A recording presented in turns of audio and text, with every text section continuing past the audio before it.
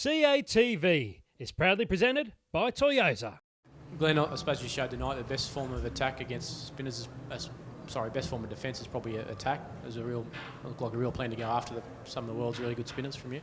Yeah, we didn't really have a choice when we were chasing, I think, 11 and over when I got out there. So I went out there and Finchy said, all right, well, let's just keep trying to hit 10 and over. So didn't really have a choice when I got out there. Glenn, in the past you've batted 5-6. Are you enjoying the role up the top? Does that give you more responsibility, sort of thing?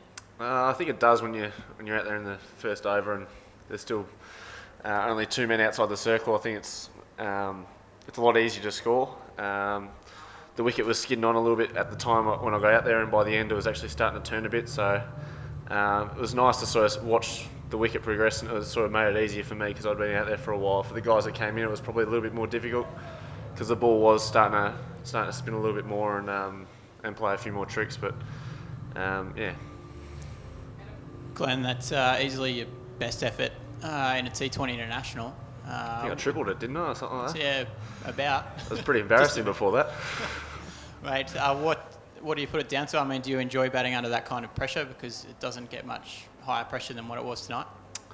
Yeah, I do enjoy that. I think my first series against Pakistan, I think that's probably helped tonight, knowing that I could face their spinners and that I was confident that I could score against them. And having Finchy at the other end was quite calming as well. Someone who I live with and I've spent a lot of time with, so it was very calming to have him at the other end. Mate, congratulations on the innings tonight, but looking forward, George said it was basically do or die from here. What sort of mentality do you have to take into to the West Indian game on Friday and the remaining fixtures after that?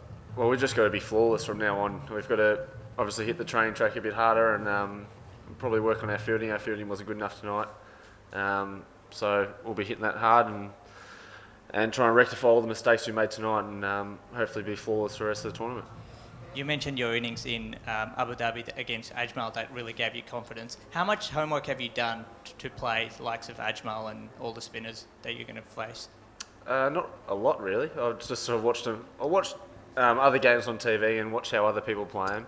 But it's not like I go to bed at night and think about it non-stop. I was actually at the non-strikers end and started to pick up little cues and was talking to Finchy about it, and he was picking them up as well. So it was nice to sort of pick up a few things that we can hopefully take in if they're in the finals at the end, and we'll have that advantage. James Muirhead, I guess, is probably going to play a role. Certainly at some stage in the tournament. Like, you probably know him better than most blokes, being from Victoria. What sort of makes him tick? He's obviously a very young, exciting attacking spinner, but he's very confident as well.